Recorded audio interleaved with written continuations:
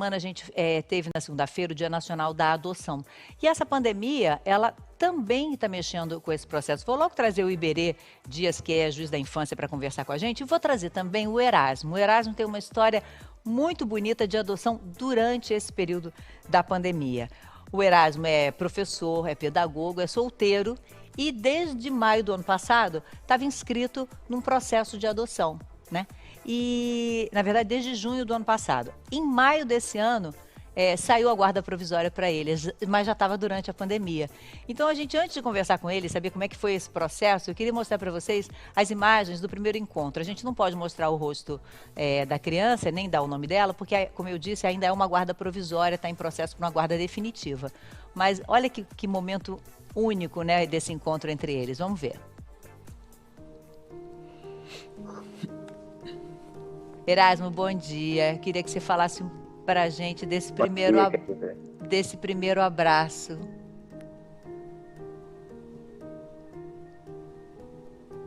A gente vê que o Erasmo está de máscara, né? Erasmo, o que você sentiu nesse momento desse primeiro abraço? Então, bom dia, Fátima, bom dia a todos de casa, bom dia ao juiz Iberê. E, assim, esse momento foi bem intenso, né? Foi muito intenso, porque eu já vinha, né, por videochamadas com ele, e quando eu só encontrei no dia em que fui buscá-lo, né? Todo o meu processo de aproximação foi por via vídeo, né? Foi videoconferência. Então, assim, quando não era por videoconferência, era por ligação. Aos finais de semana, quando a psicóloga e assistente social não estava lá, eu ligava para ele. Então, assim, foi muito intenso. Eu não me contive, né? Eu chorei. Óbvio que a gente não romantiza a adoção, mas nesse momento do encontro, né, de um pai e um filho, não tem como não se emocionar. E foi muito emocionante.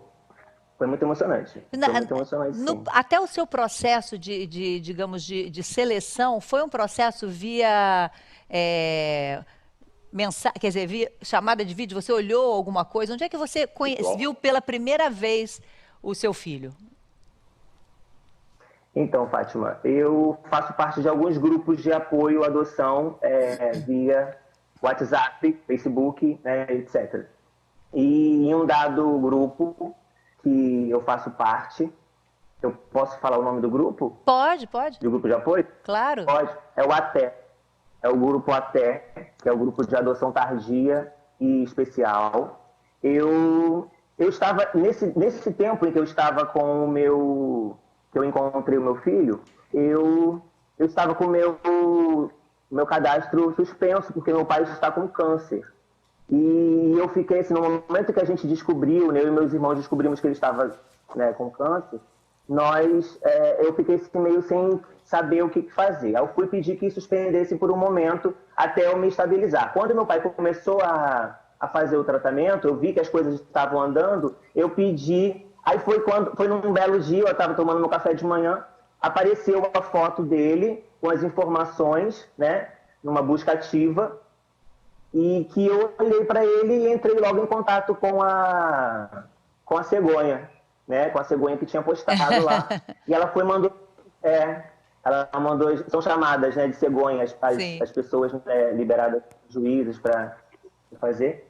Então foi quando eu vi e pedi que me enviassem as informações. E naquele mesmo dia o fórum, né, um fórum de São Paulo, eu não vou citar o nome da cidade agora, nesse momento, porque também para não fazer ligação, mas assim, a Malu, que é assistente social, uma querida, ligou para mim perguntando sobre mim, né, se eu realmente estava interessado em adotar, quais eram os processos que eu deveria fazer. E aí as coisas foram acontecendo. Iberê, diga pra gente, o que mudou nesse processo da pandemia? Quer dizer, essa consulta por WhatsApp ou por grupos de adoção, ela já existia?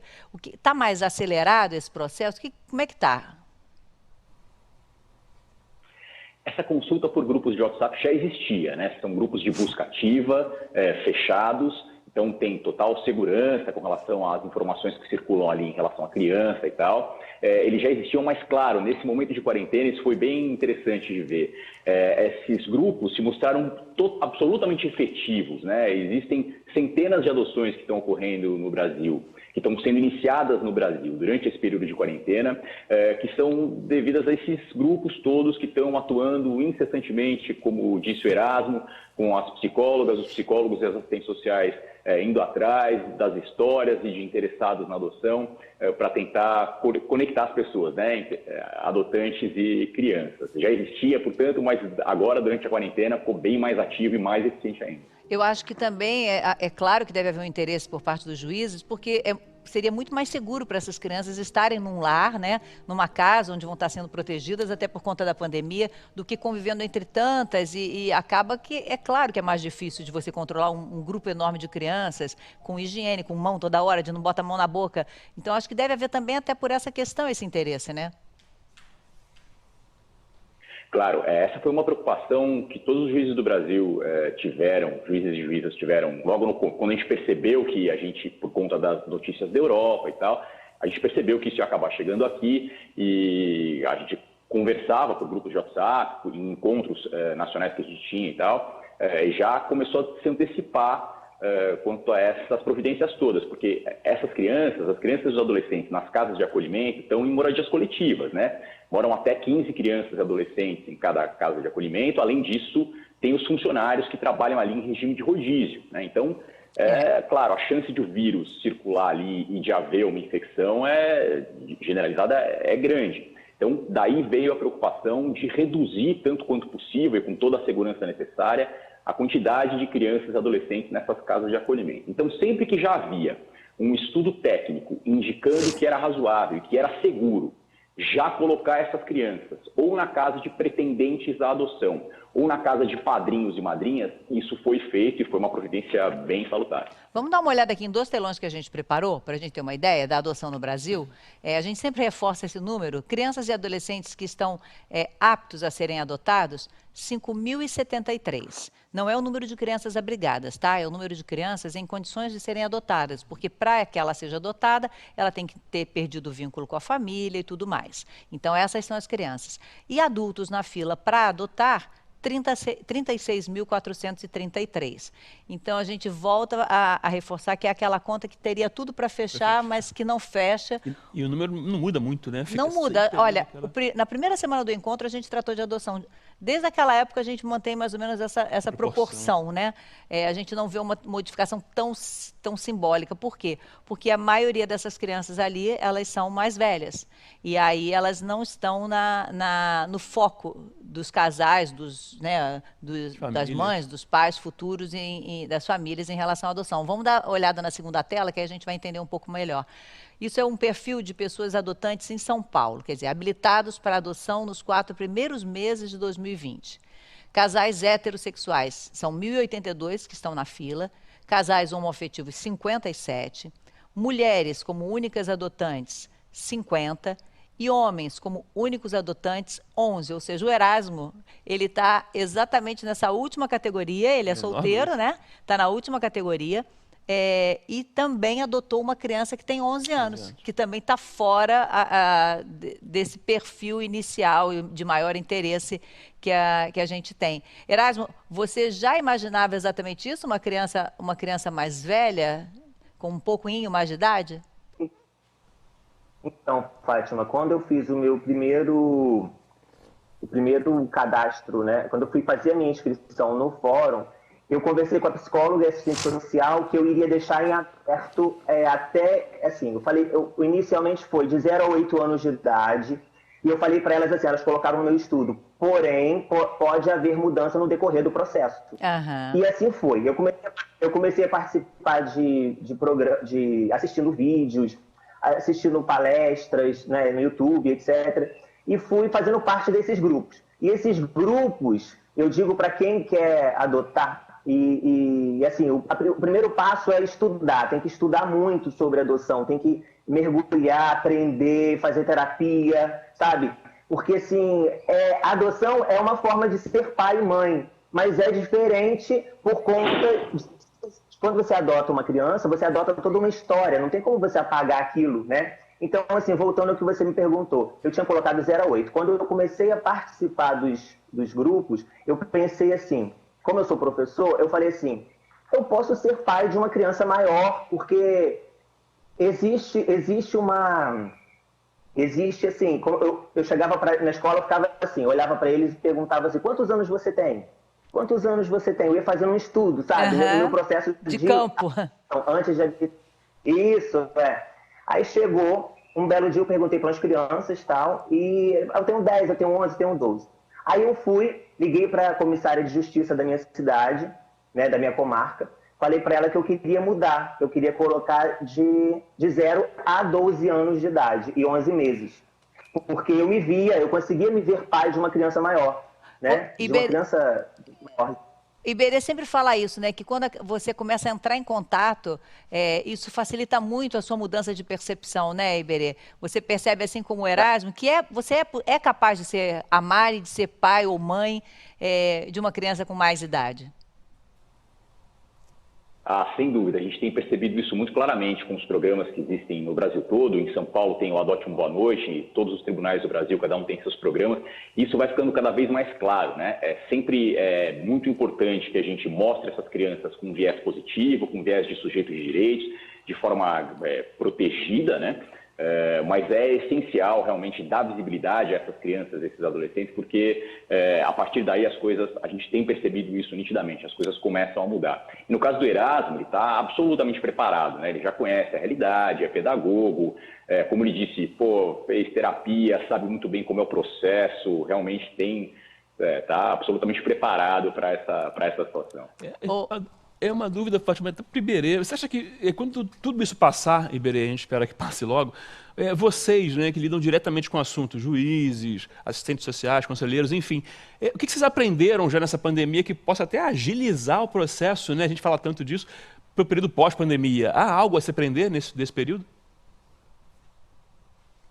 Sem dúvida nenhuma. Eu acho que, primeiro de tudo, o uso da tecnologia no Poder Judiciário, isso ficou claro, né? Tem que ser cada vez mais espalhado, mais abrangente. No caso do Erasmo, por exemplo, com o filho dele, tudo aconteceu por meio virtual. O Erasmo está num estado, a criança estava em outro estado do país e foi a tecnologia que possibilitou que esse encontro acontecesse de início virtualmente, que as primeiras conversas fossem virtuais. Uma total agilidade e conexão com vários pontos do país, né? Então, acho que a tecnologia, no caso do Poder Judiciário, efetivamente veio para ficar e isso vai ser estendido para o período pós-pandemia. É um momento difícil, mas tem aspectos positivos, a gente tem que se agarrar e tem que saber usar os aspectos positivos. A gente está com mais uma visitante querendo entrar na nossa sala. Entrou, a Nissete. Nissete chegou na nossa sala. Oi, Nissete. A gente está contando aqui a história do Erasmo e como você, para nós, é tipo uma especialista em família. A gente vê a sua família tão linda, uma família tão grande, cheia de netos, bisnetos e filhos. O que você diria para o Erasmo em relação a essa convivência diária sobre a educação de filho?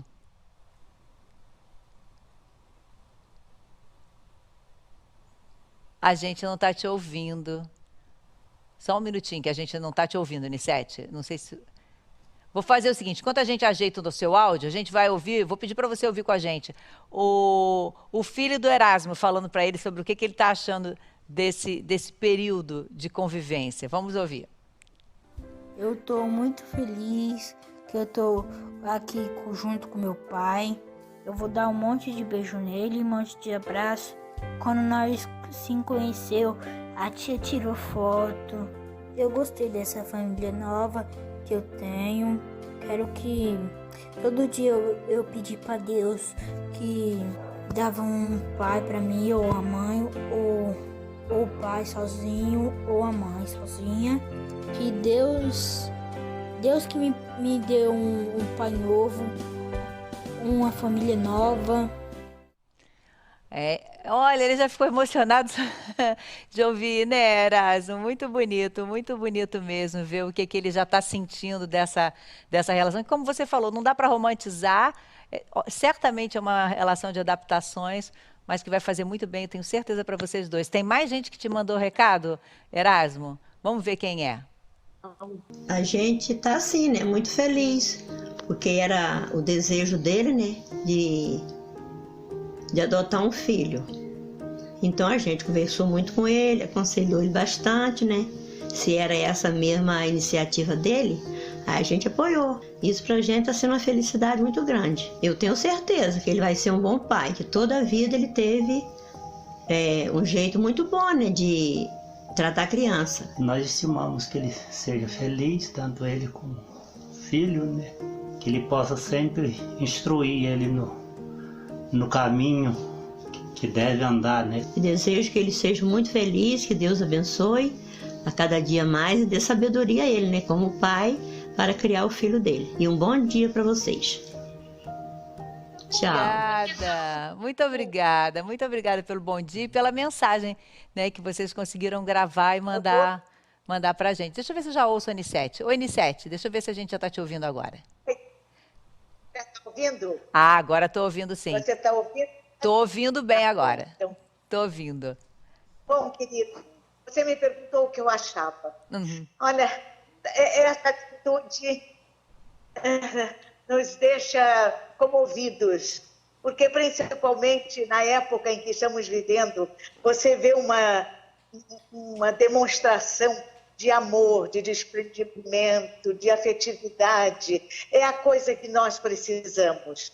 Linda a atitude dele, felicidade desse jovem. Eu tenho certeza que ele vai ter um encaminhamento maravilhoso, porque ele está demonstrando que também é sensitivo. O jeito com que ele abraçou o futuro pai, dá para a gente ver que os dois vão se entender muito bem.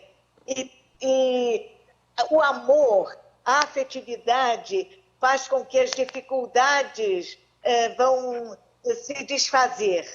Não vai ser fácil, ele está numa idade, vai entrar na adolescência, ele está pré-adolescente, então o pai vai ter que ter tolerância, paciência, compreensão e entendimento, procurar entender bem o jeito dele ser, a individualidade desse menino, para que você possa conduzir todo o ensinamento que vai transmitir a ele de acordo com o entendimento dele, para que vocês possam ter um entrosamento de relação.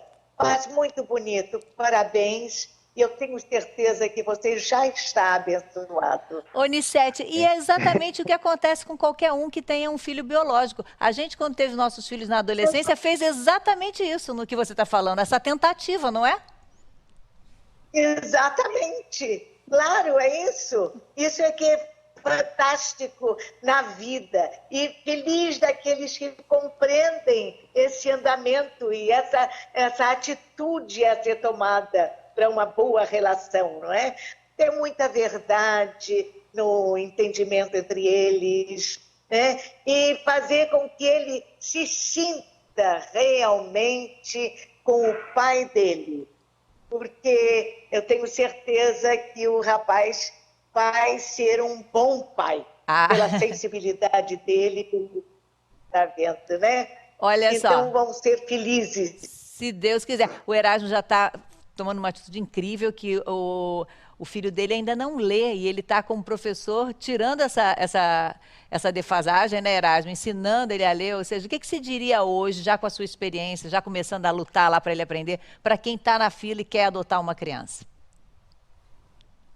Então, primeiramente, como falei, né, e o juiz também sabe disso, muita gente já sabe, algumas ainda não, mas assim, o primeiro passo é você começar a estudar sobre o que é adoção, né? Você tem que começar a entender, para também desmistificar também o que já está sendo falado aqui. Porque assim, muita gente vê a adoção como um tabu, sabe? E o que está sendo falado aqui, a adoção é uma maneira diferente de ser pai ou mãe, né? Uhum. Mas assim, o fim é tudo é o mesmo. Você vai ser pai, você vai ser mãe, você vai ser filho, né? E assim, o meu filho veio com 11 anos e ainda não consegue ler. Ele está aprendendo. Nesses 23 dias que a gente está junto, eu esperei passar uma semana, mais ou menos. Estou pegando com bastante cuidado, porque nós estamos ainda em convivência. né? Sim. Eu tenho que criar o vínculo, né? Eu tenho que criar esses vínculos, né? Então eu tenho que tomar cuidado para eu poder não também extrapolar e perder aquilo que eu deveria criar, né? Mas assim, tem uma criança maravilhosa, de boa escuta, entendeu? Que bom, olha, eu fiquei muito feliz de te conhecer. Muito obrigada, Erasmo, por ter participado aqui com a gente. Iberê, sempre bom a gente falar de adoção. Muito obrigada também por a gente tocar mais uma vez nesse tema aqui no encontro. Vou fechar essa parte aqui mostrando um vídeo que tem quase 100 mil visualizações nas redes sociais e que emocionou muita gente. Vamos dar uma olhada juntos. Você nem imagina o que é isso? Esse papel? Um monte de assinatura? É o papel do juiz. Ele assinou o papel. Assinou o quê? O papel da guarda. Ele disse o quê? Hum? Ele disse o quê? Agora você tem todos os direitos como nosso filho. O vídeo é de 2018. Mostra o momento em que o Bernardo, de Salvador, na Bahia, descobre pelos pais que a adoção dele definitiva, né, tinha saído. É lindo ver esse momento. Agora é pra Olha sempre. só. Olha quanto amor, né? André já está se derretendo aqui. Mas é muito lindo esse vídeo. É uma relação muito bonita. A gente está em contato, porque a gente está super curioso de saber se passaram quase 2 anos. Como é que está o Bernardo? Como é que essa família está? A gente está em contato com eles para a gente, em breve, poder trazer os detalhes dessa história até aqui e ver como é que anda esse menino levado. Olha a alegria. Nossa, como ele entendeu demais, né? Muito, acho que iria fechar com essa imagem, que a sua imagem daqui a pouco seja essa, viu, Erasmo, de uma guarda definitiva. Muito obrigada.